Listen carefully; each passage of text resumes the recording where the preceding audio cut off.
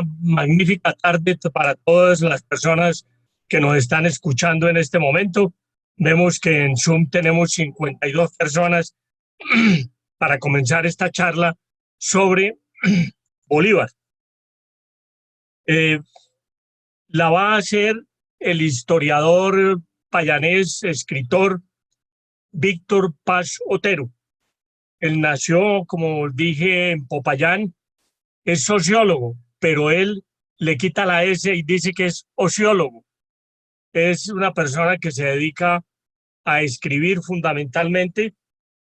Tiene varias obras, por ejemplo, esta sobre Bolívar, esta que llama también de Bolívar la agonía erótica, o esta que es Bolívar, el destino en la sombra. Y esta primera era sobre Manuela, sobre Manuelita Sáenz.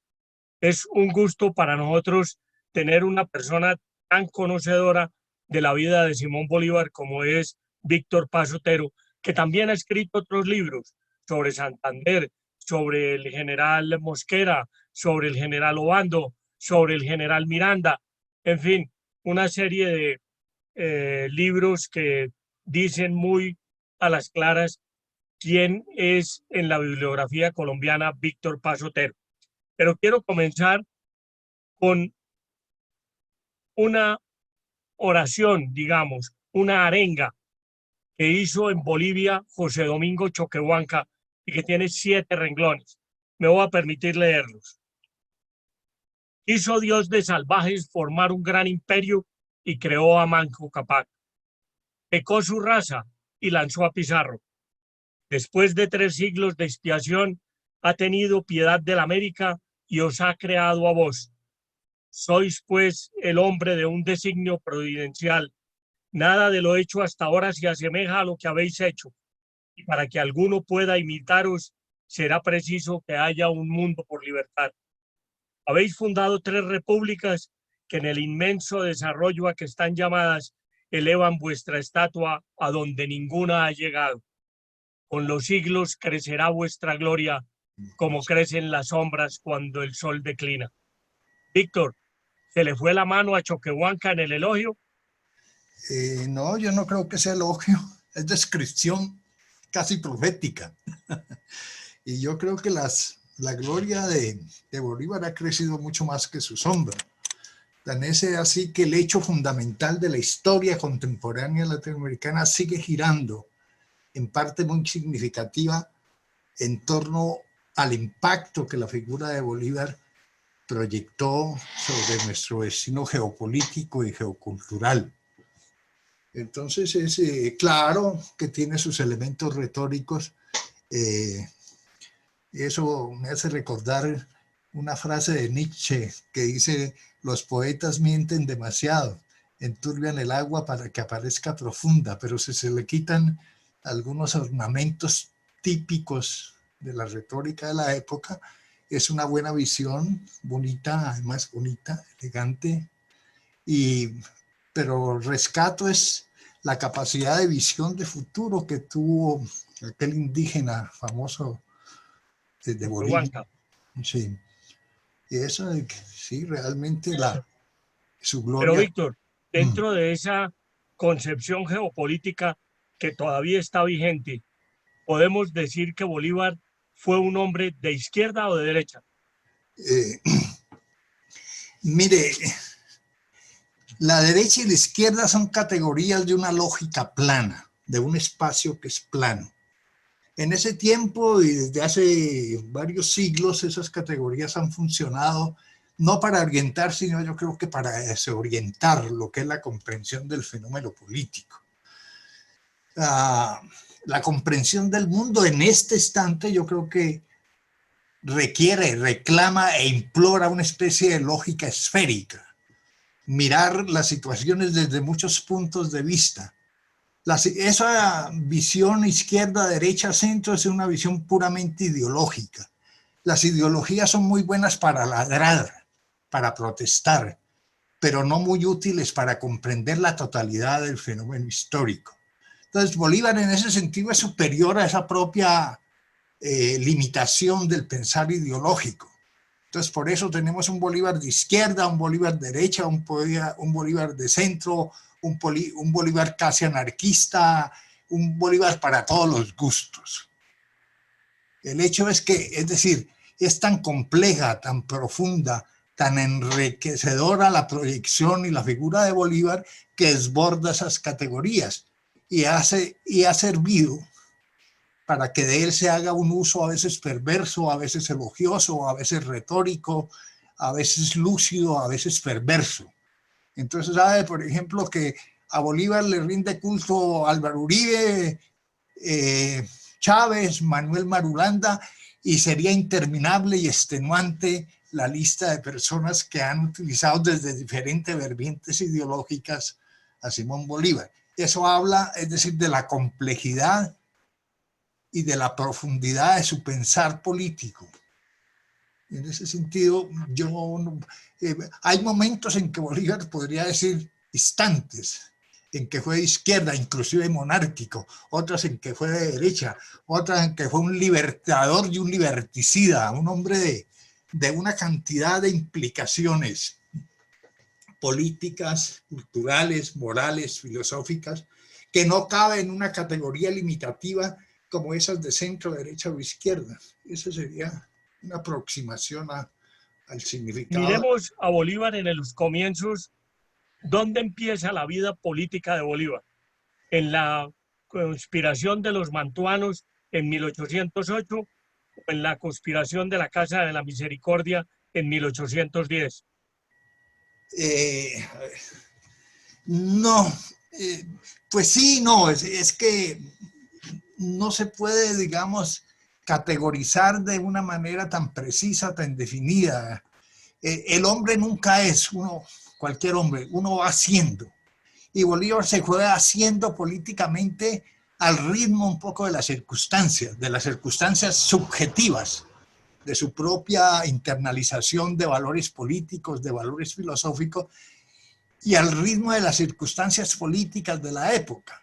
Hubo en 1810, Bolívar estaba un poco al margen de esas situaciones, se fue involucrando lentamente, de manera que es muy difícil determinar una época, una fecha, un mes para decir dónde empieza el proceso político. Además, cualquier ser humano internaliza e incorpora a su propia personalidad valores tradicionales que vienen por la herencia, por la educación, que van dándole a uno la configuración política y la configuración filosófica de su actuar y de su proyección en la vida.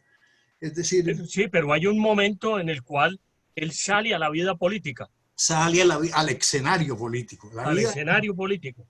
Sí, es decir, yo creo que es por esos años. Mire, por ejemplo, esto es bien interesante y tiene mucha actualidad. Cuando Miranda hizo ese proyecto fallido de invasión a Venezuela en 1806, Bolívar estaba en París y le escribe una carta a un señor llamado Alexander Holland, teniendo una visión muy negativa del proyecto aparentemente libertador de Miranda, rechazándolo. Él piensa que eso es una torpeza. Parecido a lo que está pasando hoy día con la invasión fallida que tenemos ahora sobre la mesa.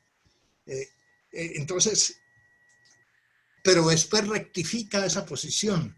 Entonces, lo que yo digo es que el pensamiento político se va configurando como un proceso progresivo, condicionado muchas veces por la circunstancia histórica y por la circunstancia personal.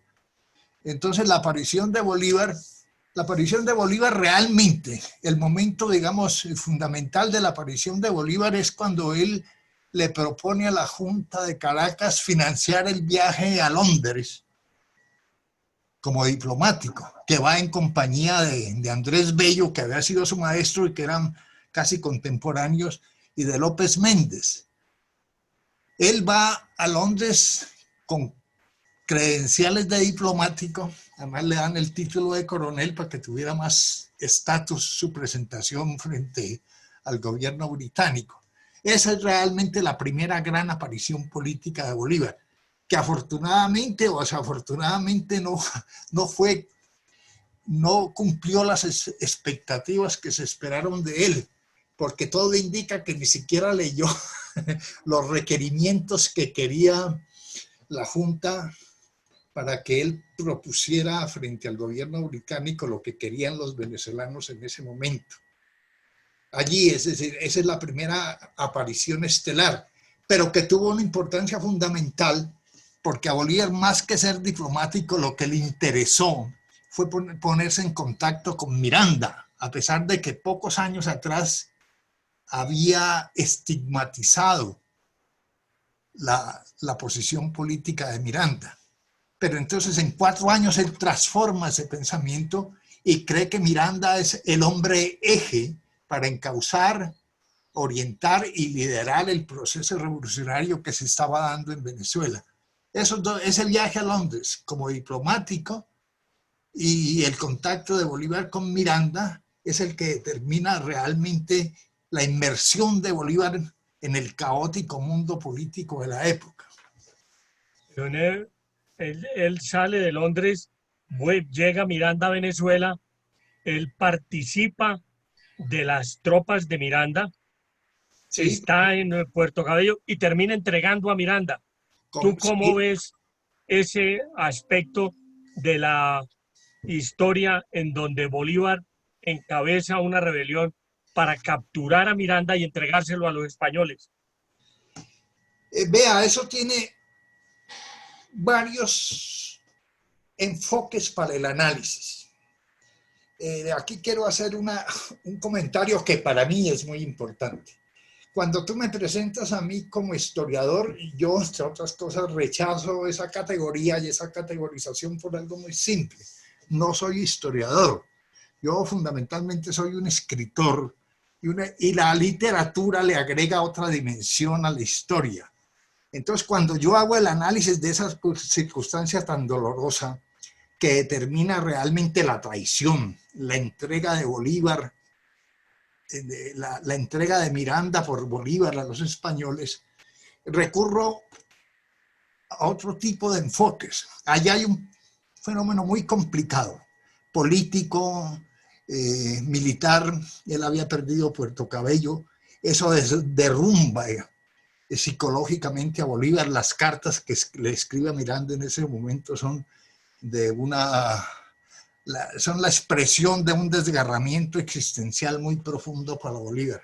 Pero hay ese tipo de explicación de que sea un problema político o que fuera un conflicto militar, es muy pobre para entender esa circunstancia tan dramática en la vida de Bolívar y de Miranda y del proceso político en Venezuela.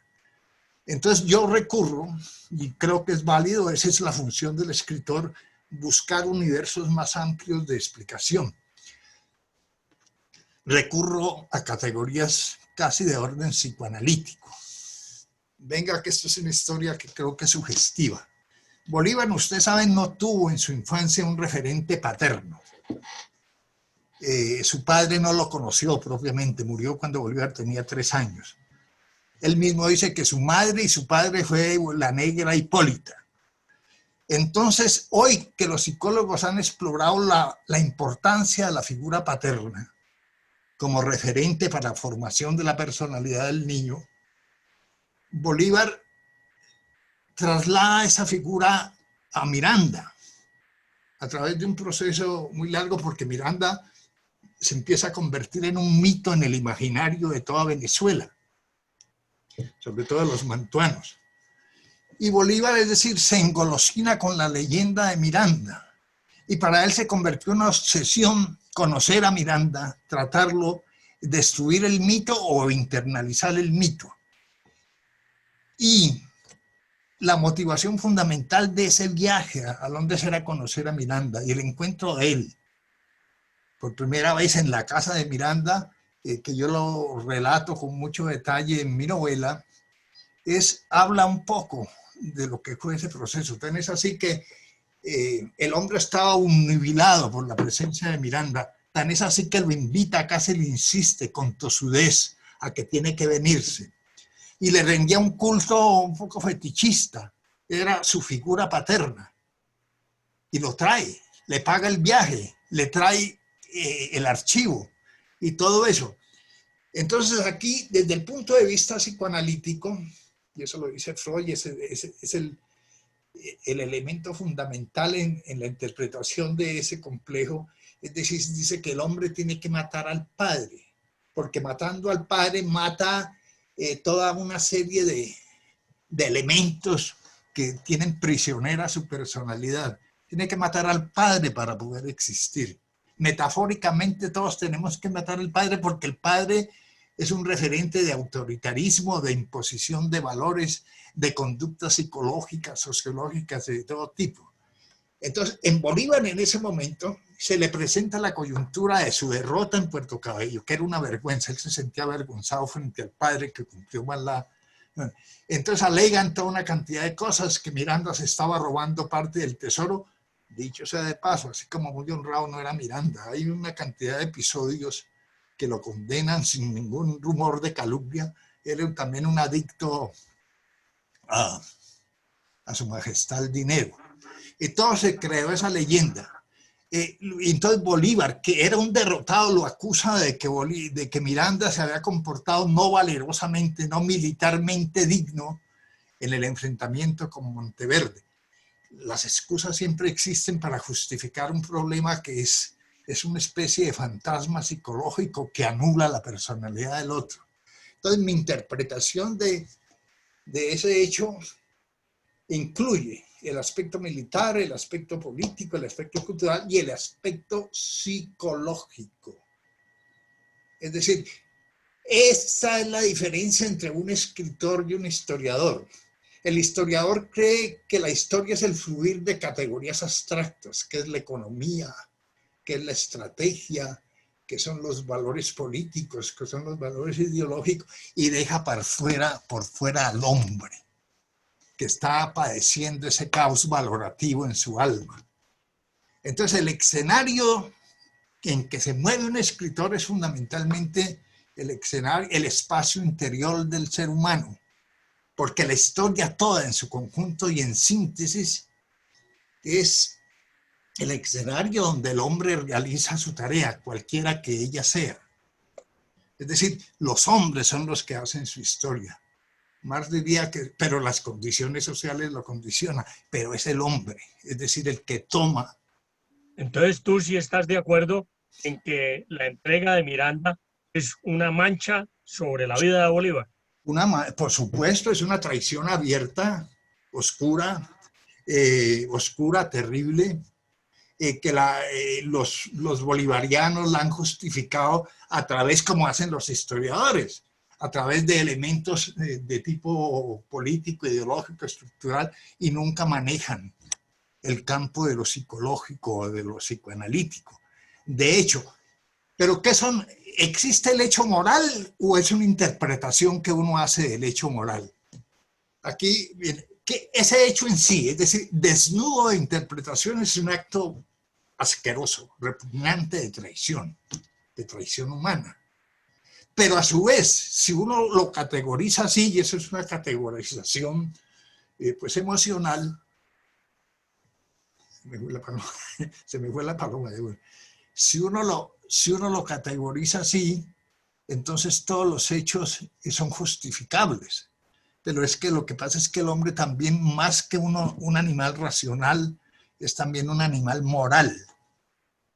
Moralmente, es decir, es un hecho que no se justifica. Política, militarmente, estratégicamente puede justificarse. Entonces, ¿dónde está allí la verdad histórica? Bueno, pero entonces ya desaparecido Miranda y que queda esa mancha en su hoja de vida, Bolívar se podría decir que comienza a ser grande a partir del manifiesto de Cartagena y de las campañas que lo llevan hasta Venezuela, donde hace la campaña admirable. Podríamos decir que la grandeza de Bolívar nace en Cartagena o es demasiado... No, a ver, mira, en primer lugar, es decir, allí empieza es la tragedia de Bolívar, porque Bolívar en todo el proceso Es como un electrocardiograma, subidas y bajadas, derrotas y victorias, pero nada significativas dentro del proceso, la gran concepción política que él va madurando para años después. Es decir, la epopeya de Bolívar, en parte, claro, incluye eso. Es decir, allí es, digamos, es donde él tiene su escuela militar y su escuela política, su escuela, es el proceso formativo de Bolívar y empieza también su proceso intelectual. Aquí quiero recalcar mucho esto.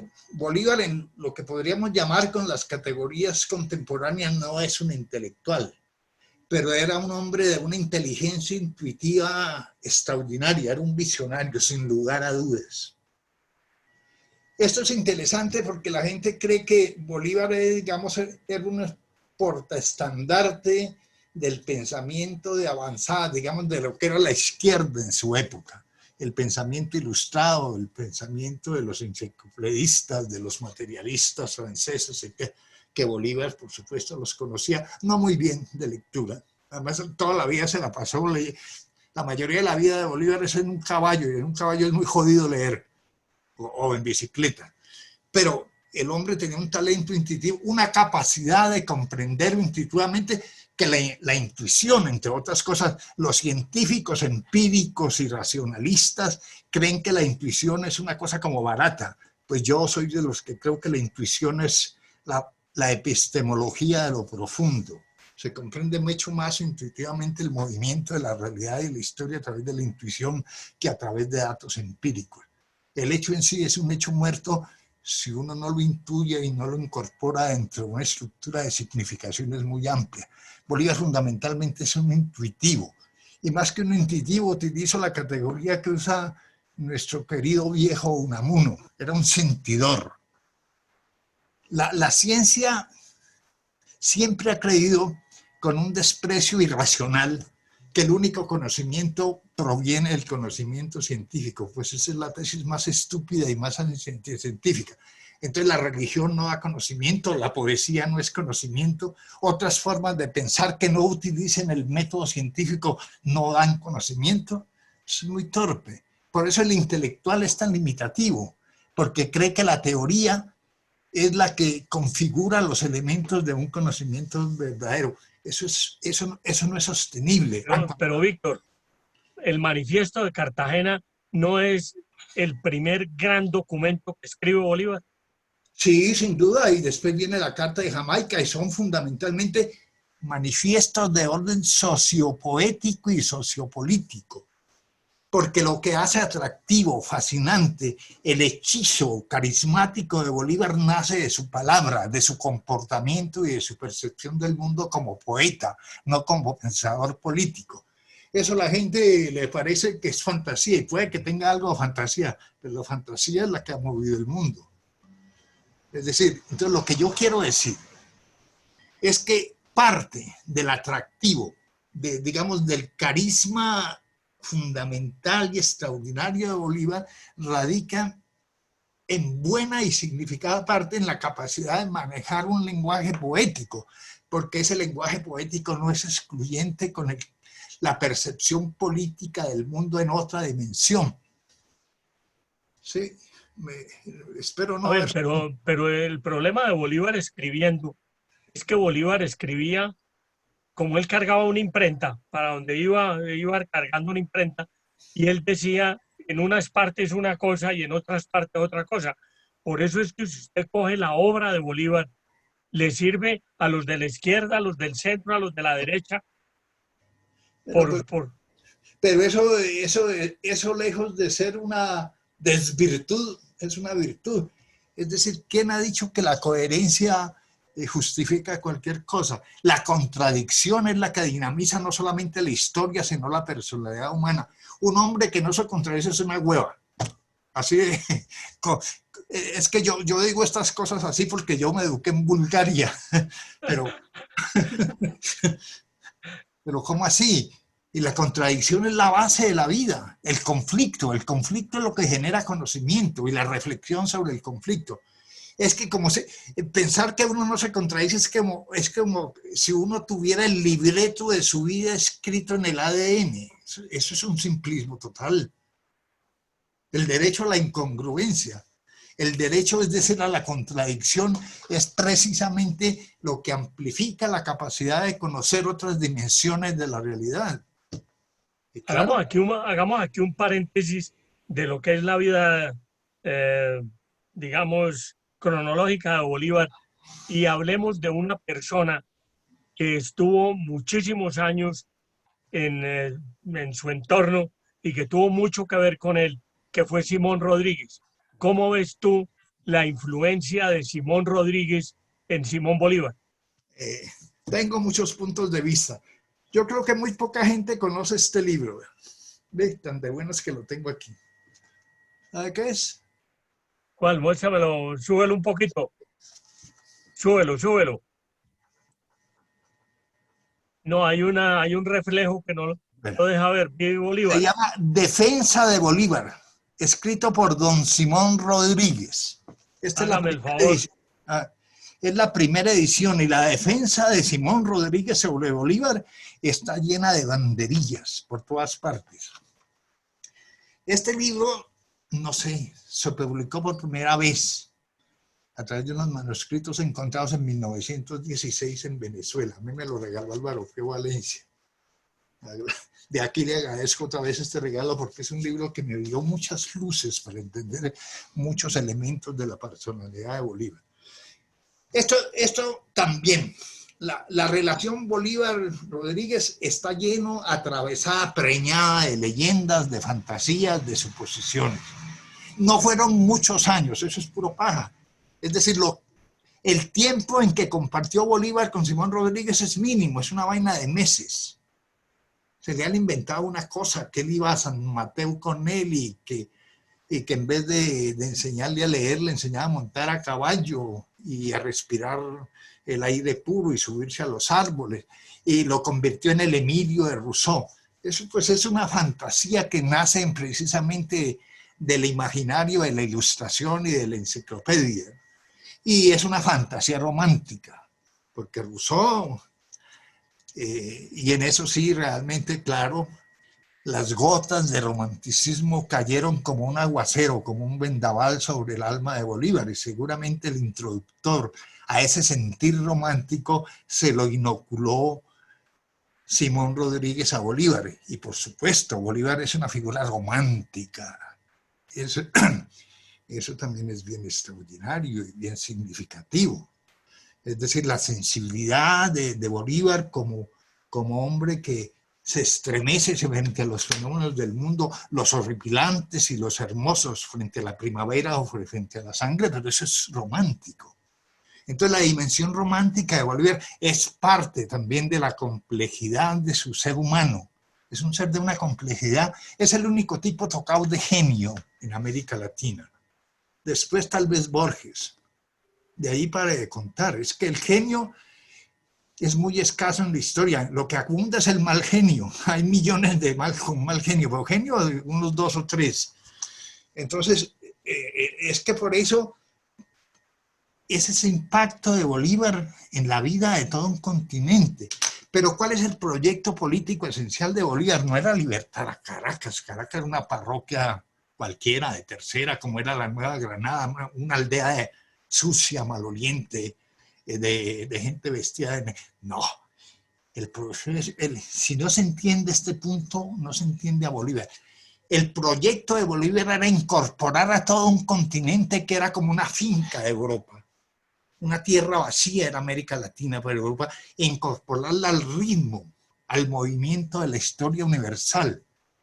La significación de Bolívar fue el primero que entendió que América Latina tenía que participar del festín de la cultura occidental, incorporarla a esa realidad. Esa es la grandeza. Es decir, él estaba muy claro que si América Latina, por la exclusión que le imponía al imperio español, que ni la dejaba comercial, que ni le dejaba tener libros, todo eso, estaría al margen de la historia. El proyecto, la motivación esencial, la música de fondo del proyecto bolivariano era intentar incorporar a la América Latina, a la América Meridional, al ritmo y a la dinámica de la historia universal. Solo a partir de allí nosotros empezamos a participar de la historia universal en una forma significativa. Antes llegaban, eran migajitas del festín de la cultura occidental. Sí, pero si eso era así, entonces, ¿por qué al final de su vida pensó en traernos un príncipe francés a gobernar la Nueva Granada? Bueno, eso es parte de las sombras de calumnia que crecieron con los siglos a través de la figura de Bolívar. Bueno, es que mira, es que eso es elemental. En primer lugar, en estos días se ha movido el tema a través de un libro que escribió un amigo mío que quiero mucho sobre la corona de Bolívar. Pero yo creo que si no hemos entendido la coronavirus, menos hemos entendido la corona de Bolívar. En primer lugar, no se plantea qué significa la corona. La corona es una forma de gobierno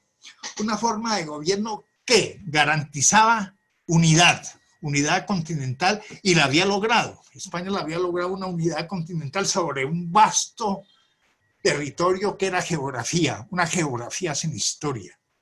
Nosotros tenemos geografía, no tenemos historia. Pero la corona, no hay que estigmatizar la corona, hay que ver qué es lo que es una corona. Es una forma de gobierno que es válida en muchas circunstancias. Sigue vigente en Inglaterra, que es un país mucho más civilizado que nosotros. Sigue vigente en Bélgica, sigue vigente en España. Entonces, ¿qué era lo que pensaba Bolívar sobre la monarquía? No la juzgaba en ese instante. La supuesta veleidades monárquicas que Bolívar fue con una forma de gobierno, no con un rey, ni con un príncipe. ¿Qué pasaba en América Latina? Y esto es esencial también en Bolivia. Nosotros no teníamos sociedad. Era una masa amorfa de gentes analfabetas, pobres, expoliadas, vilipendiadas, humilladas, pero no había sociedad civil. Entonces Bolívar pensaba que una forma de gobierno unitaria, centrificada, era el único instrumento válido para que estos países conquistaran y se transformaran y configuraran una sociedad. La defensa del gobierno centralista era eso lo había intuido un poco antes, pero en una escala más pobre en Nariño. Es que Nariño no fue centralista porque era bogotano y porque quería darle el poder a Bogotá. Era porque entendía que un país que éramos, nosotros seguimos siendo 7 países. Con toda la tecnología seguimos siendo 7 segmentos, la costa, la norte, la pacífica, el Amazonas, el llano, el centro. Ni siquiera ahora tenemos unidad. Bolívar era súper consciente de eso. Esa es la inteligencia de visionario y de estadista de Bolívar.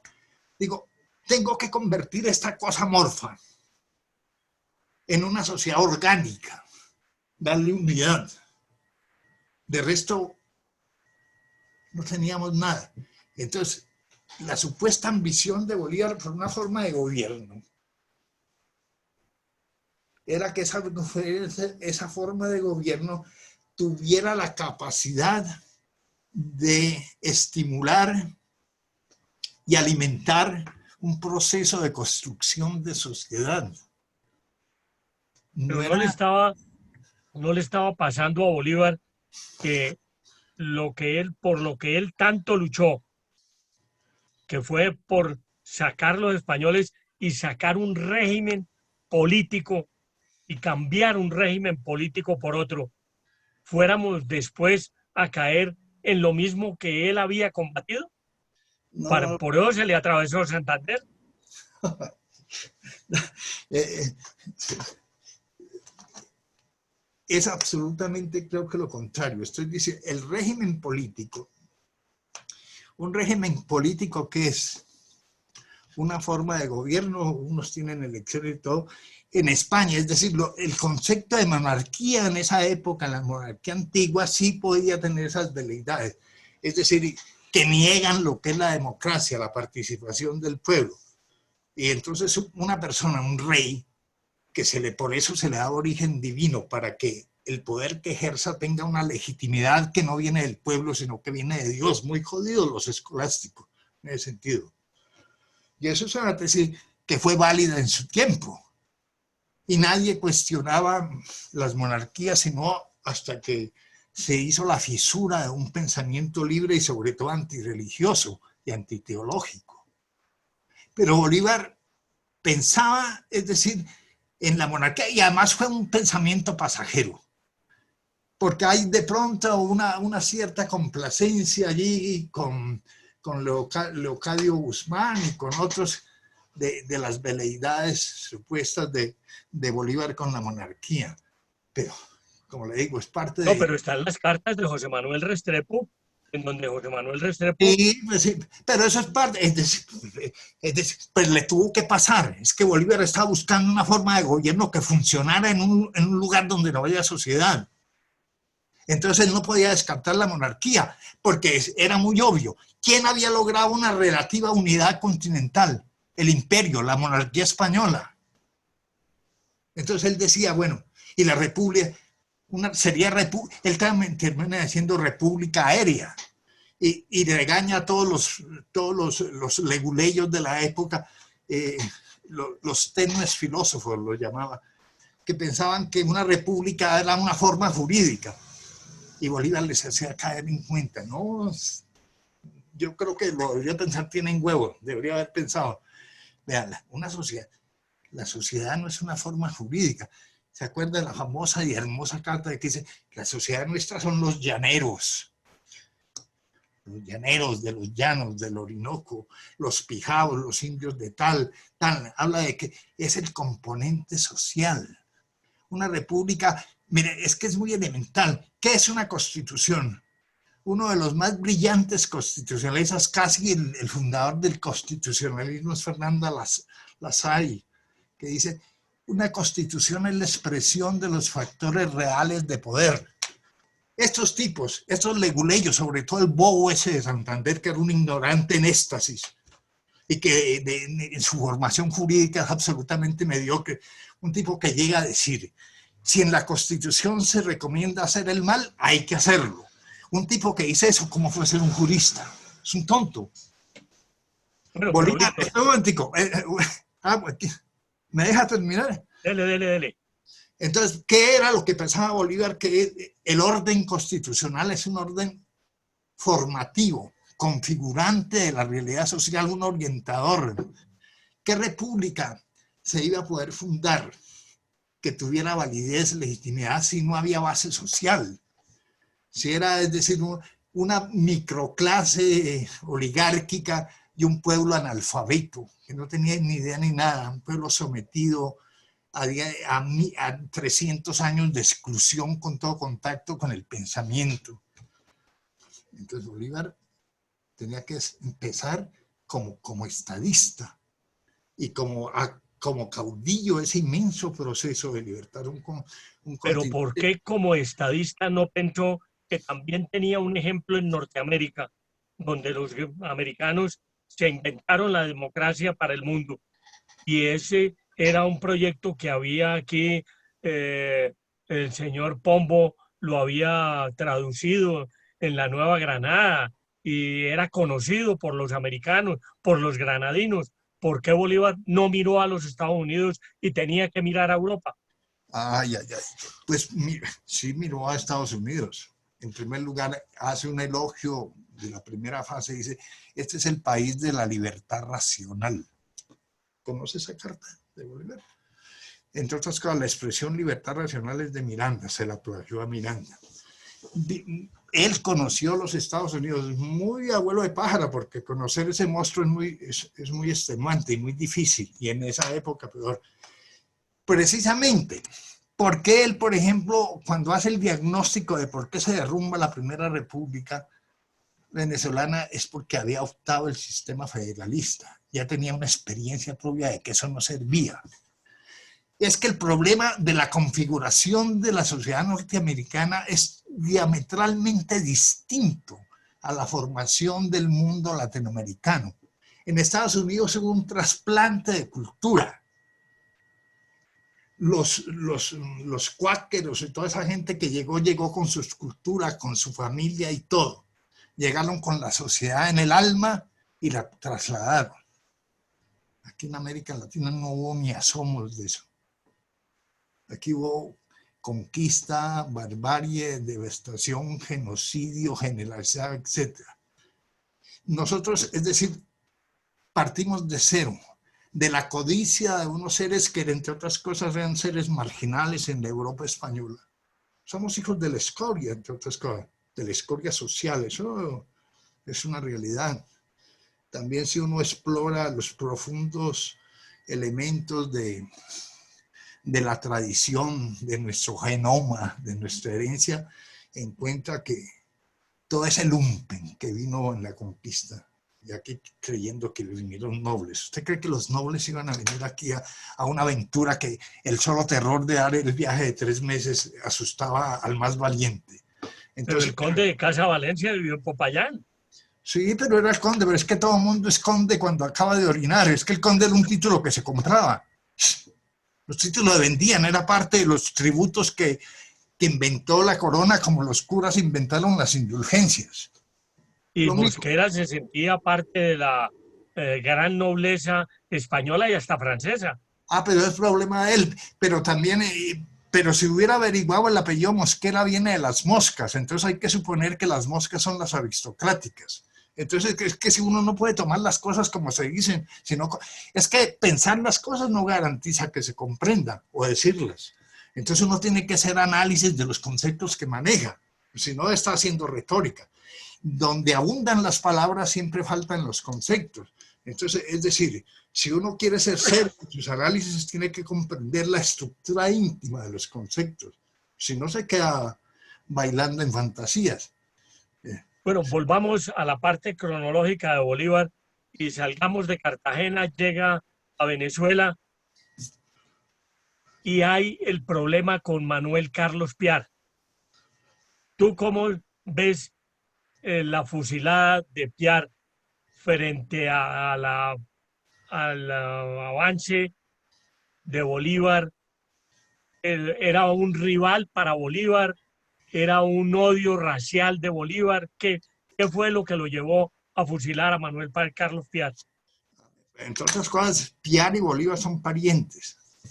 Por la Aristigueta. Entonces no era odio racial ni familiar. Había un análisis claro que allí pudo caber la voluntad inclusive guerrera de Bolívar. Bolívar era un efervescente, un hombre dinámico, explosivo, pudo intervenir, pero había un hecho social. Piar, sin duda ninguno, estaba alimentando una guerra de castas, no de clases en Venezuela. Y Bolívar ya tenía la experiencia terrible de la guerra de castas que propició Boves y después continuó el León de Apure, Páez, desde otro alero ideológico. Nunca uno de los episodios más crueles de la historia planetaria fue el grado de degradación, violencia, sevicia, sangre, muerte y horror como la que aconteció en Venezuela, comparable a lo que pudiera ser la invasión de los bárbaros sobre Roma o sobre Europa. Entonces Bolívar tenía terror porque además las castas en Venezuela sí que estaban marcadas, definidas, y el odio racial, no odio de clase, era odio de sangre. Es que a veces la ira ha sido más dinámica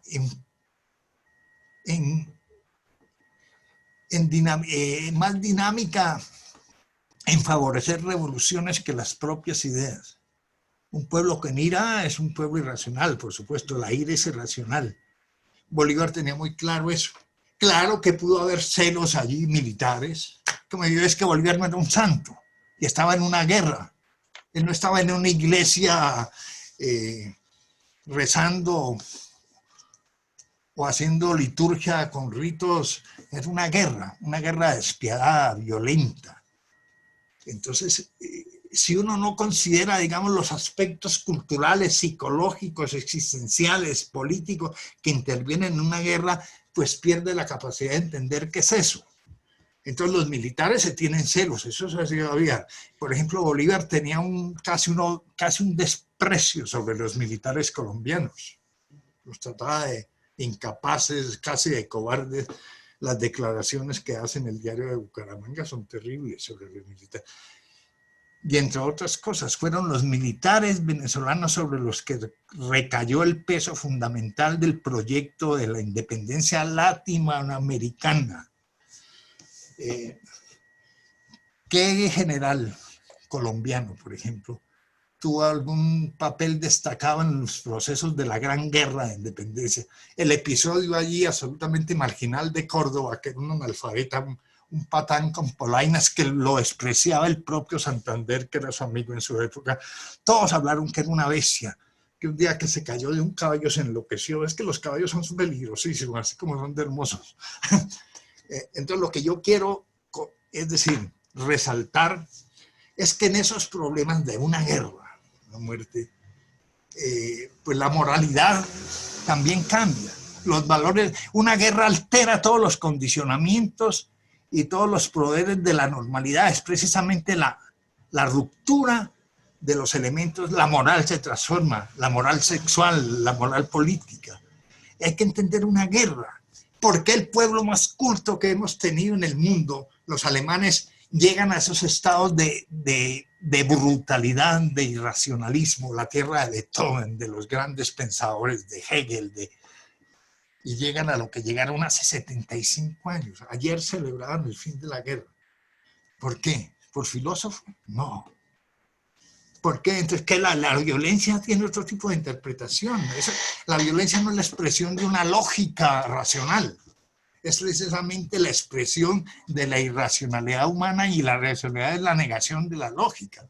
Entonces, usted no se puede enfrentar a explicar problemas de guerra, de odio, de muerte, a través de las categorías del catecismo del padre Astete. Es otra cosa. Si uno no maneja, digamos, esa visión panorámica, se pierde, porque la historia es la multiplicidad de los hechos. Entonces, en ese contexto, ¿se justifica plenamente la fusilada de Manuel Carlos Piar? Es lo que digo. Uno no puede juzgar la historia con moralina. El fusilamiento, la muerte de alguien es un hecho moral, pero también puede ser un hecho político. También puede ser un hecho pasional. También puede ser una predeterminación. Por ejemplo, Hegel justifica todas las mierdas que pueden haber en la historia universal de la infamia, porque según él la historia es teleológica, tiene una finalidad, tiene una intencionalidad. Y todo lo que se hace, eso son las maniobras y las argucias de lo que él llama el espíritu absoluto, que es el espíritu absoluto que supuestamente va a dirigir a la historia hacia un final. Y todo eso está justificado. Los teólogos, los escolásticos exploraron ese problema miles de veces. ¿Se justifica la maldad del mundo? Si hay maldad, entonces Dios es un monstruo. Si el hombre fue creado a imagen y semejanza de Dios, entonces Dios es más monstruoso que la criatura que creó. Entonces, ¿hay fin en la historia? Bueno, entonces, pero lo que yo quiero decir, miremoslo desde otro ángulo. La muerte de Piar es casi que una razón de Bolívar a Páez para que se meta a las filas y no siga con su proyecto aparte de lo de Bolívar. Es decir, Bolívar lo que estaba era mandando una razón de que se tenían que unificar alrededor de él para poder llevar con éxito la campaña de liberación de estos países. Bueno, es lo que te digo, es que uno no puede juzgar esos hechos así, desde un concepto de moral o moralina, como diría Nietzsche. Es decir, y estoy diciendo, en ese proceso político, las formas morales se alteran, se trastocan, se falsifican inclusive. Y a un personaje que está metido en esa ola de barbarie, pues no se le pueden exigir esos llamados comportamientos morales, porque está en contradicción lo político y lo militar con lo moral. Pero el sufrimiento de Bolívar, el sufrimiento personal de Bolívar era inmenso. Él mismo se refiere al hecho cuando supuestamente, cuando evidentemente traicionó a Miranda y cuando fusiló a Piar.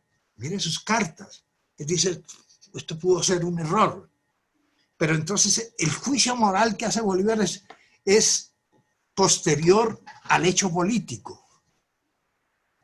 Entonces, lo que yo quiero decir es que no podemos entender, la guerra no es un festín en una mesa bien servida y con vajilla fina y con muchos cubiertos. Es un hecho, es un mierdero. Entre otras cosas, no estoy tan grosero, es un poco hegeliano. Sí, Hegel habla de la historia como un gran estercolero. Pues por eso es que es historia universal de la infamia. Entonces, es decir, ¿por qué el Papa Francisco no viene a hacer la guerra? Pues se está motivando en otro cuento, pero el que estaba haciendo la guerra está en otro. Entonces, lo que yo quiero, hay que diferenciar la forma en que uno comprende y juzga los hechos. Entonces, la pregunta, ¿hay hechos o hay interpretación moral de los hechos? Si yo hago la interpretación moral de cualquier hecho que implica la muerte de alguien, para mí sería un hecho inmoral hasta cierto punto. Pero yo no estoy en la guerra. Si yo estuviera en la guerra, sería feliz matando al enemigo, ¿o no? No es en Correcto. nosotros. Ah, bueno. Bueno, pero volvamos, ya Bolívar llega de nuevo a la Nueva Granada, se toma Bogotá por cuenta de la Confederación Granadina, De mi paisano de, Camilo. de las Provincias Unidas de la Nueva Granada, que eran federalistas, y él, un centralista radical, comanda las tropas federalistas para tomarse a Bogotá. Pues para Bolívar eso fue, digamos, una ganancia estratégica. Digo, yo le hago este favorcito porque don Camilo ahora me va a dar tropas para yo hacer lo que yo quiero, que es ir por Venezuela. Pero Pues, pues si tenía ánimo después de bruto. Bogotá, baja a Honda, donde fusila al padre Corena, que lo trae desde Pamplona, como una retaliación pues de lo que fue la guerra a muerte, y llega a Cartagena a sitiar a Cartagena.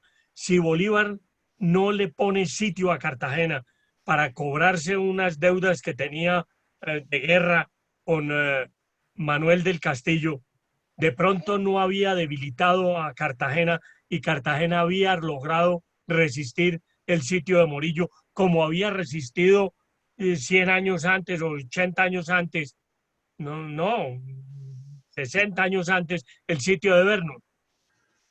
Sí, pues puede ser posible, como te digo, pero es decir, entonces,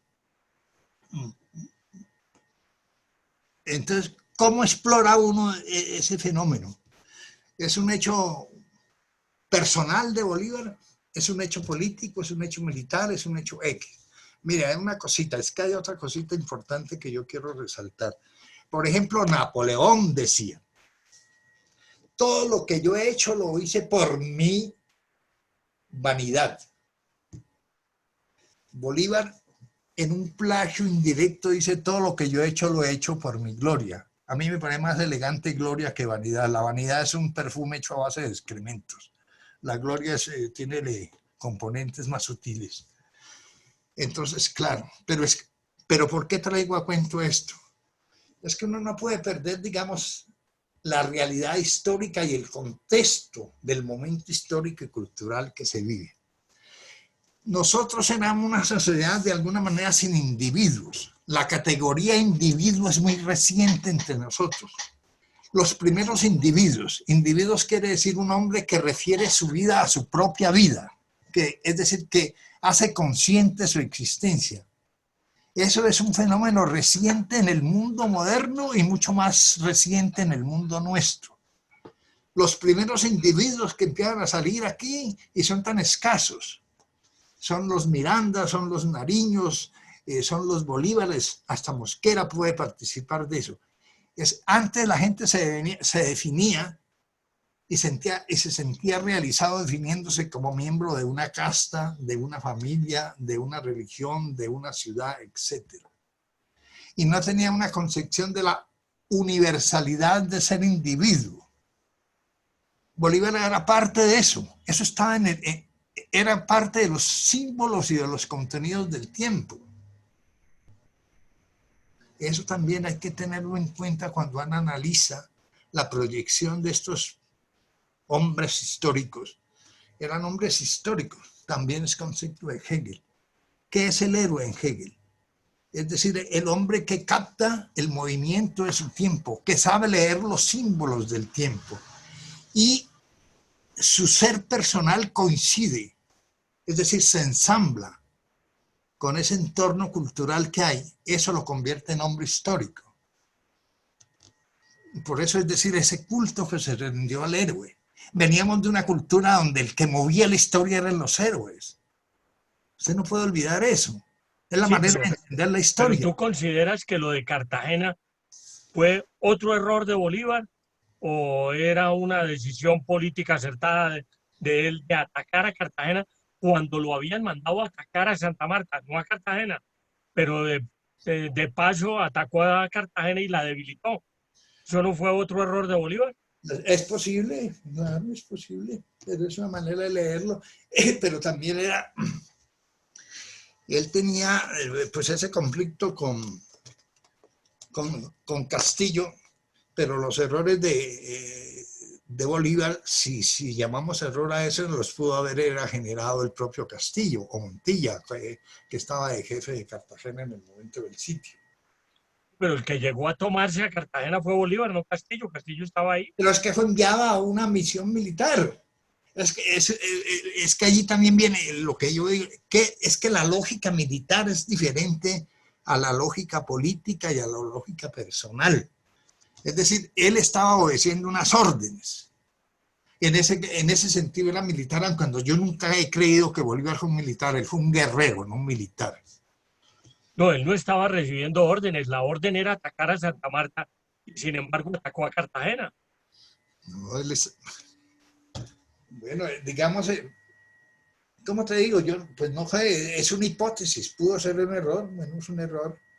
El hecho es que también él se dio cuenta de que Cartagena estaría perdida a muy corto tiempo, ya creo que estaba enterado de la amable visita de don Pablo. Sí, claro, y por hoy salió a perderse para Jamaica. Pero bueno, regresemos, salgamos de Cartagena, pasa Murillo, él reconstruye, le da la independencia a Colombia, después se la da a Venezuela, se va para el sur. ¿Tú cómo ves el proyecto de Bolívar de liberación del Perú después de la reunión con San Martín en Guayaquil, que él se va al Perú, pero en el Perú no lo querían? Es más, Ah, hoy no lo quieren y no lo consideran su libertador, consideran libertador a San Martín. pero espérate, que yo creo que ahí estás falsificando hechos reales. A ver, Bolívar fue llamado al Perú, le insistieron, él se resistió muchas veces a ir, miles de cartas de la gente llamándolo a que venga. Además, porque después de Guayaquil realmente San Martín se retira del proceso militar. Un poco le abre la puerta a Bolívar. Bolívar se ancló en Guayaquil esperando a que ese infierno político que había en el Perú se medio clarificara. Y cuando empezaron a insistirle que viniera, el hombre se decidió y fue. Y además él tenía en proyecto, era toda la América Latina. Él iba a ir, si hubiera podido, va hasta la Argentina.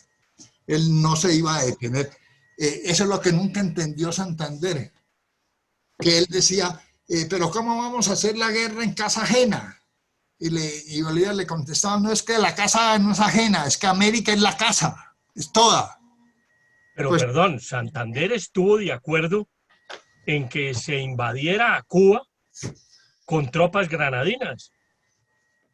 no, eso fue un diseño ahí que eso nunca se concretó, es digamos como una vez Flores intentó y Mosquera intentó inclusive invadir a España, Tomás Cipriano, años después de esas cosas que se ponen sobre la mesa, como Colombia está intentando ahora con Duque, imagínate, semejante estratega invadir a Venezuela. No, pues es que eso no es así. Yo he tratado de ir a la luna, pero no he podido. Pero la puedes ver por la ventana. Ah, bueno, pero no la invado. La que me invade es ella.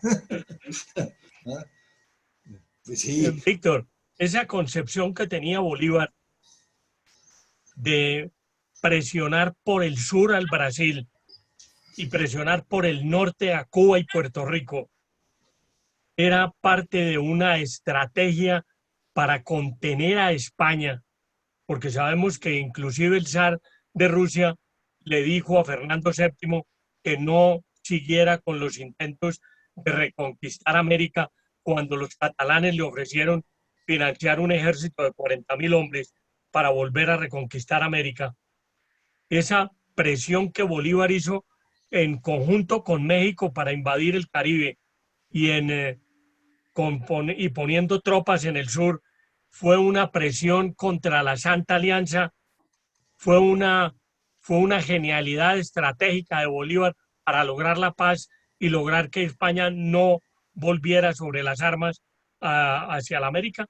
Pero por supuesto, el gran terror de Bolívar y las supuestas veleidades de confrontar al Brasil era porque Bolívar entendía que los lusitanos ya instalados como monarquía en el Brasil iban a conformar parte de la Santa Alianza. Era una guerra continental, planetaria. Entonces Bolívar quería expander, digamos, el poderío o al menos fortalecer la significación de la América Latina también como como un gran continente que se iba a oponer a otro que andaba en plan revanchista. Eso estaba en los cálculos de Bolívar. Es que lo que yo te digo, Bolívar fundamentalmente trabajaba con categorías universales. En la parroquia se las dejó a estos leguleyos del cual somos herederos, que tenían visión de parroquia. Bolívar tenía visión de continente.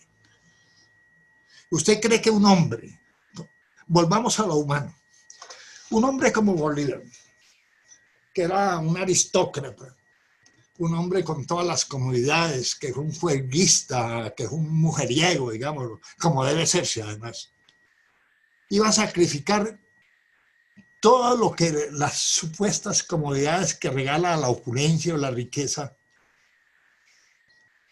Porque era un místico, de alguna manera un místico del proyecto político. Él mismo tiene una frase muy poética, muy hermosa, dice: yo soy un alfarero de repúblicas. Recorrió datos un poco empíricos y cuantitativos, 123.000 kilómetros. Se le formó un callo en el culo de este tamaño. Su soldadesca le decía culo de hierro. Todo eso, ¿por qué? Sacrificó toda su riqueza, toda su opulencia. Porque eso solo lo entiende un hombre que está enamorado de un proyecto político.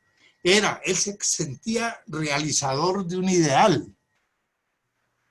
Eso es parte también de la grandeza de Bolívar. Sin embargo, hay gente que cree que el mal que le hizo Bolívar a la América fue regalarle algo de libertad y una forma política nueva. Pues es que el hecho de Bolívar eso, por eso es que yo hablo de Bolívar como una categoría histórica.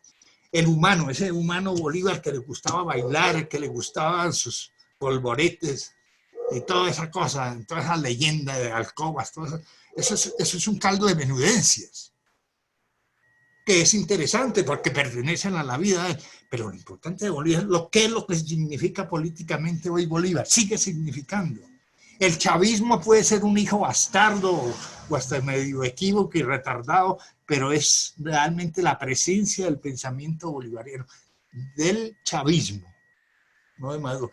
Chávez no redefinió toda la geopolítica latinoamericana, no fundó nuevas instituciones, no se opuso al imperialismo gringo, que es un proyecto aún vigente.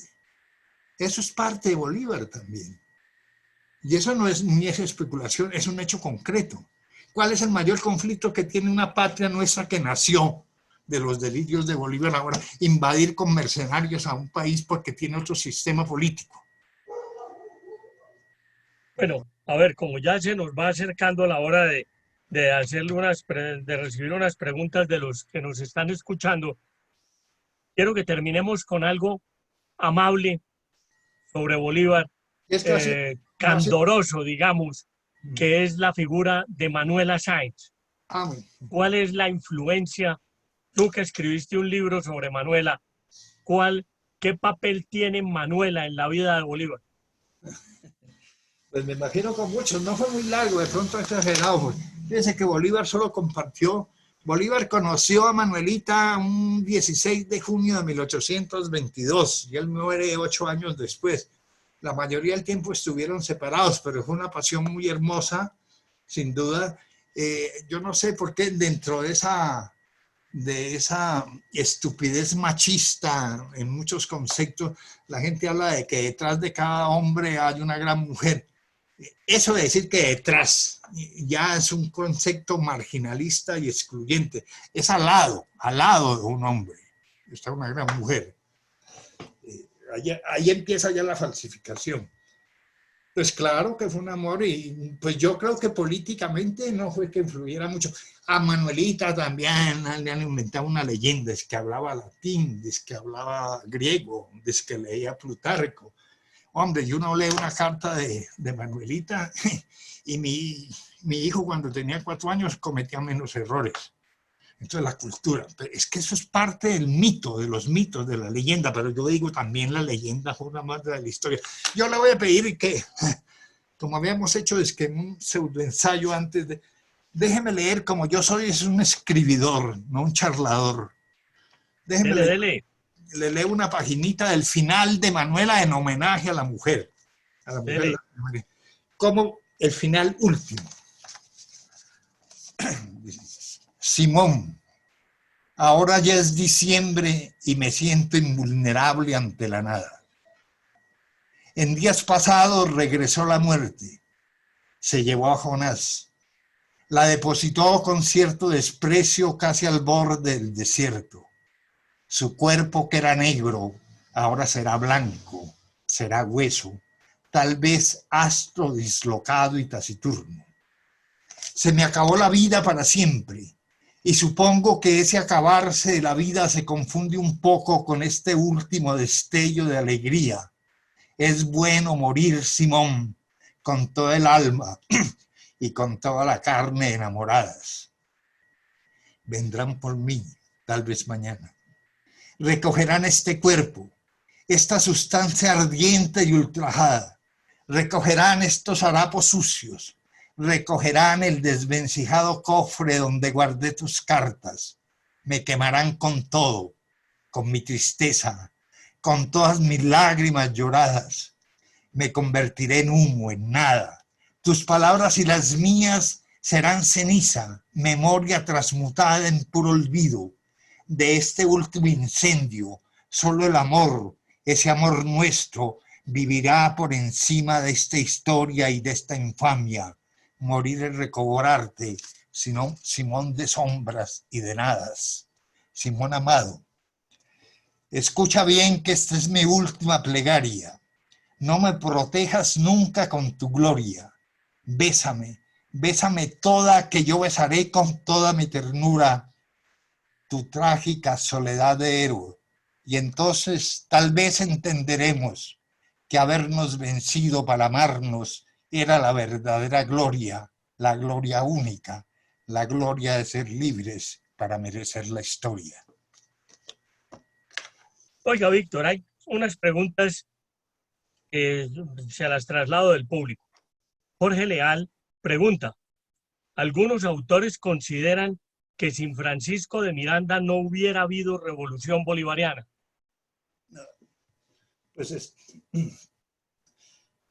Pues allá ellos, yo no considero eso. Esa es una suposición. Eso también parece una república aérea, esta la pregunta. Bueno, Andrés Rodríguez, cartagenero, amigo, pregunta, ¿por qué no estuvo Bolívar en Ayacucho? ¿Porque estaba enfermo o porque el Congreso de Colombia ya le estaba pidiendo que regresara a la Nueva Granada? Intervienen muchas cosas. En primer lugar, porque, por ejemplo, Bolívar era muy consciente de las habilidades y las capacidades y las intuiciones militares de Sucre. Y él le había delegado el manejo del ejército. Sucre era más brillante militarmente que Bolívar. Estaba también las inhibiciones y las prohibiciones y las trampitas y las cascaritas increíbles que le ponía su majestad Legulillo Santander, el abominable hombre de las leyes. Por eso, había también inconvenientes de política interna en el Perú y muchas cosas, detalles, pero yo creo que Bolívar nunca eludía los combates, participó en 472 batallas. Curiosamente, esto tiene que ver con Manuelita. La única herida que sufrió Bolívar la sufrió en la cama, una vez que Manuelita le encontró el zarcillo de otra novia y le arañó la cara y se la volvió un sedazo. Y estuvo que estar escondido 15 días por la vergüenza de las heridas, y fueron las únicas heridas que sufrió en una batalla de amor, que son tan válidas como las otras. Raquel Corrales hace la siguiente pregunta. ¿Cuál fue la visión de Simón Bolívar en el aspecto educativo en los países latinoamericanos? Bueno, es larga de contestar, pero hay una cosa muy curiosa. Fíjense, por ejemplo, él un poco le delegó esa cosa a Simón Rodríguez cuando lo nombró inspector de Habana, pero don Simón, que era medio corrido o corrido y medio, tenían unas extravagancias muy extrañas. En Bolivia, en el frío tan tenaz, daba clases en pelota, y hacía que los niños empelotaran. Yo no sé si tenía veleidades pedófilas, como, no, tal vez no, porque no era sacerdote, pero y la vaina educativa de las escuelas, pero él le botó corriente a eso. Tan es así que, por ejemplo, trajo a Lancaster, le pagó parte de su propio peculio, la traída, él estuvo muy preocupado. El detalle curioso es este, que a mí me interesa por otras cosas. Bolívar, por ejemplo, no sabía jugar ajedrez, y sin embargo una vez dio unas instrucciones para que las escuelas primarias a los niños desde la más tierna edad les enseñaran a jugar ajedrez. Su preocupación por la educación. En ese sentido, sí, por ejemplo, yo no voy a desconocer la labor positiva que hizo Santander, pero sobre la educación realmente la fomentó, la promovió en medio de una gran escasez de recursos. Pero aquí viene una cosa que es bien interesante y es un fenómeno que no se ha analizado.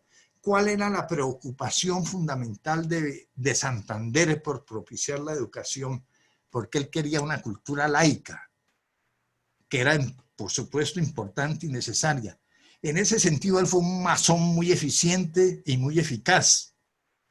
Él sabía que toda la mentalidad, el imaginario colectivo de estos pueblos estaba preñado por esa escolástica trasnochada, inútil, estéril, y no había un pensamiento laico, un pensamiento que entendiera las nuevas ideas políticas, y él estuvo muy afanado y hizo una labor importantísima. Entre otras cosas, nuestra universidad aquí, la de Popayán, fue de las primeras universidades públicas que se fundó. Antes teníamos universidades religiosas, San Bartolomé y todas esas, y la del Cauca, que la fundó en 1827 por un decreto de Bolívar y de Santander, no solo de Santander, es parte de ese afán pedagógico.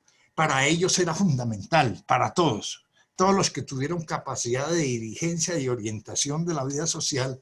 El fomento de la educación era básico, cosa que todavía no se ha realizado. Ahí hemos avanzado un poquito, pero de lo que falta. Eso es parte también de eso. No sé si le contesté y que se me dejó un poco la... El señor César Ucros hace esta pregunta. Dice Víctor Paz que Bolívar pensó que el fusilamiento de Piar pudo haber sido un error, pero en el diario de Bucaramanga, Perú de la Croix pone en boca de Bolívar la frase, más o menos, ninguna decisión de las que tuve que tomar en la vida más acertada para la independencia que el fusilamiento de Piar. ¿Usted Sí. lo considera así?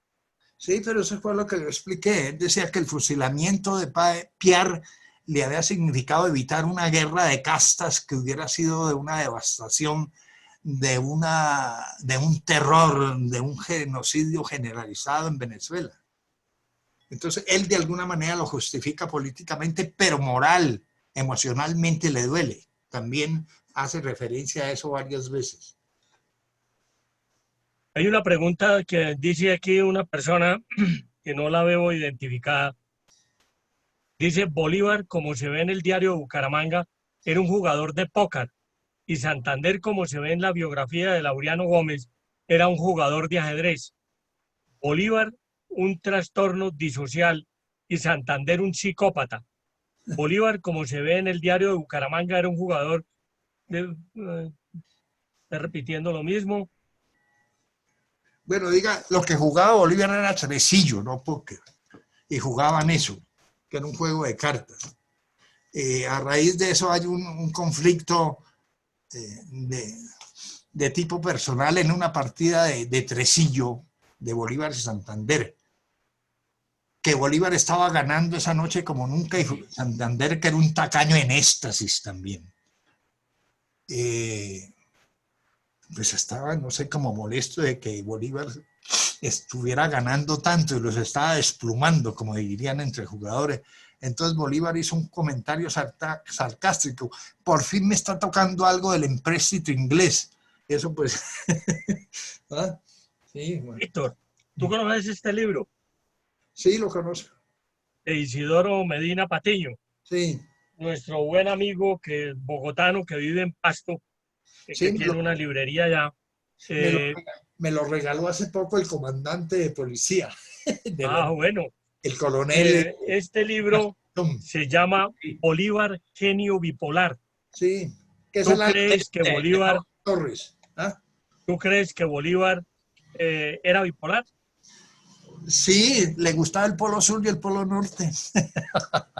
Sí, yo creo que eso es una virtud. Yo creo que era un esquizofrénico, porque esa palabra esquizofrenia es muy barata. En psiquiatría lo único interesante son los enfermos, pero eso sí, y sin duda, es decir, si uno coge esas categorías psiquiátricas, efectivamente hay muchos elementos que hablarían de esa situación emocional de Bolívar. El hombre pasaba de estados de euforia a estados de depresión. Por ejemplo, es muy constante en Bolívar el intento de suicidio, al menos la mención de querer suicidarse, que en las biografías de Bolívar casi nunca nadie resalta eso. A mí eso me llama la atención mucho. Sí, pero ser bipolar, entre otras cosas, yo no sé, eso no sataniza ni estigmatiza, al contrario, esclarece un poco de cosas interesantes en la personalidad del ser humano, esos estados de explosividad, un temperamento explosivo o impulsivo, la manera en que caminaba, eso se han hecho. Mauro Torres, psicopatología biográfica, la biografía psicopatológica, hay muchos estudios del comportamiento psicológico y psiquiátrico de Bolívar y se podría concluir con esas categorías un poco perversas de la psiquiatría que tenía trastorno bipolar. Yo quiero Pero terminar lo tomo haciéndote por dos digo, preguntas pero sobre era más Bolívar. bipolar porque le gustaba desde el polo sur hasta el polo norte. Te quiero hacer dos preguntas que se hablan mucho en la vida de Bolívar sin tal vez mucho fundamento. Una, los hijos de Bolívar. ¿Tú crees que Bolívar tuvo hijos? No sé, no me consta. No es posible, puede ser verdad o puede ser mentira. Ese es, No, eso no le añade nada ni le quita nada a la personalidad de no, Bolívar, no, nada, pero pues son los comentarios de mucha claro. gente. Se han escrito libros sobre eso. Yo le conozco a ese nivel de la suposición como 14 hijos. Allá en el cura ese pueblo que se destruyó. Aquí en Popayán también le asignan un hijo. En Bolivia le asignan 3. Eso es la menudencia. Ese es el caldo de menudencia sobre la vida de los hombres. Otra parte del caldo de menudencias para terminar esta charla, Víctor, es la pobreza de Bolívar. ¿Qué tan pobre o qué tan rico era Simón Bolívar? Él era rico y no murió tan pobre porque, pues, es que yo lo que pasa es que no tenía liquidez, pero él todavía cuando murió tenía las minas de Aroa, que se las estaba negociando María Antonia a unos empresarios ingleses. Tenía la vajilla y más o menos que eso podría ser valioso, pero, pero, pero murió en la olla sin ningún centavo, es decir, sin liquidez, sin numerario, no tenía Mira, flujo, no tenía flujo de caja. La última pregunta es de nuestro común amigo Oliver Liz. Y además porque la generosidad de Bolívar se pasaba de límites. Le cuento esta anécdota. Una vez vio a la viuda de Camilo Torres que había quedado en la miseria y el hombre de su sueldo pidió que le dieran 200 pesos, que eso era bastante, pero que eran pesos oro. Y a Santander, cuando le fueron a decir que ayudara un poco a la viuda de un benigno, creo, alguien que fue profesor de él en la universidad, le dijo que le quitaran 2 pesos. Y el sueldo de Santander, ¿sabe cuánto era? 25.000 pesos oro. Era muy generoso, pero con sus miserias. Víctor, la última pregunta de nuestro común amigo Oliver Liz dice: Bolívar pudo en su genialidad ser un instrumento ciego del imperio inglés a través de la masonería para beneficiar los intereses de Inglaterra sobre España.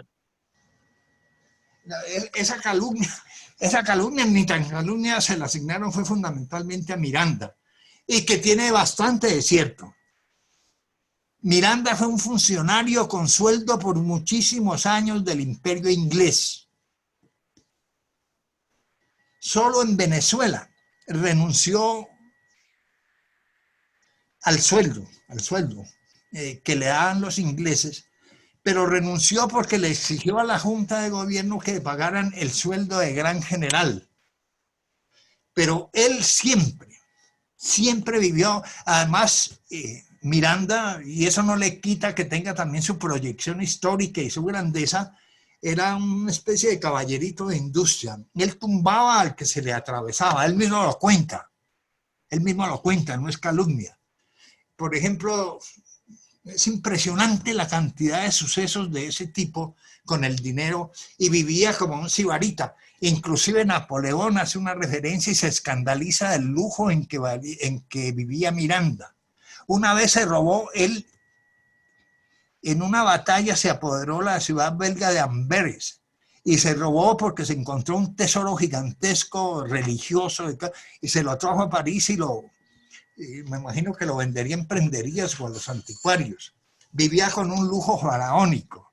Sobre eso hay una serie de comentarios de Napoleón y de varios cronistas de la época. Y no, las historias y la relación del dinero, parecía santanderista Miranda, impresionante la cantidad de relaciones raras que tenía con el dinero. Cerremos con esta pregunta de Cristian Villar desde Caracas.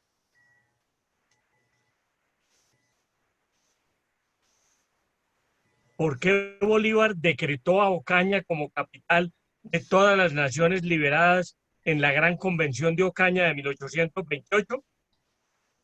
Eso no lo tengo muy claro, pero él habló de que fuera en Ocaña porque era equidistante entre Caracas o más y Santa Fe de Bogotá.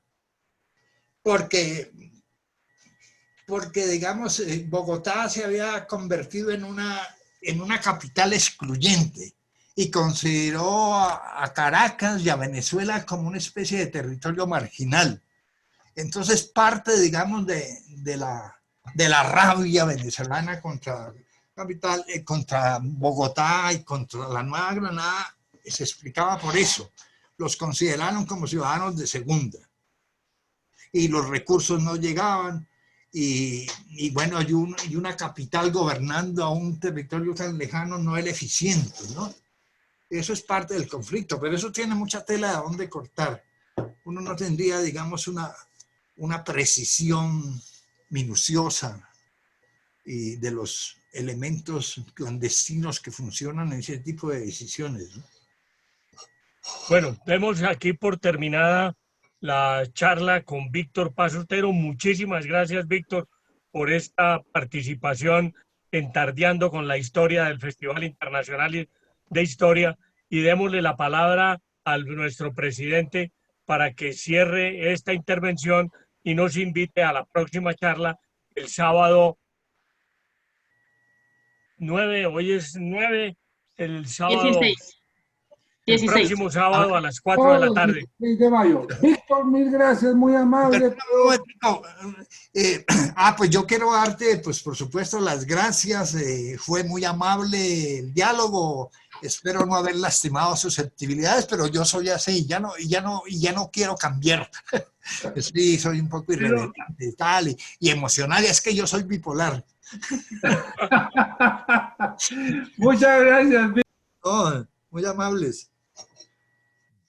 Dinámica, conferencia, ¿sí? Los conceptos, como dicen, los conceptos de la fundación o lo que el autor dice es del autor, no es de la fundación, pero de verdad fantástico haber tenido a Víctor. De verdad que es buenísimo y creo que esto comparado con lo que oímos hace 15 días de José Asunción Suárez, hace 8 días de Enrique Hernández Enríquez, sobre la visión crítica de Bolívar, sobre la visión de todo esto, nos da un lineamiento clarísimo para que todos de verdad tengamos un tema muy grande. Seguimos, nuestro festival tiene que cubrir muchos tópicos de muchas cosas y de muchos temas. En la vida todo lo que se dice, como dijo Víctor, es historia y todo lo que pasa es historia. Entonces tendremos dentro de 8 días con el ciclo de la música, empezaremos historia de la música con historia del jazz. Mauricio Trujillo Uribe va a ser nuestro expositor y Alberto Littfich va a ser quien va a ser nuestro moderador. Excelente, es un jazzista fantástico, historia del jazz en los 5 continentes. En 8 días los esperamos.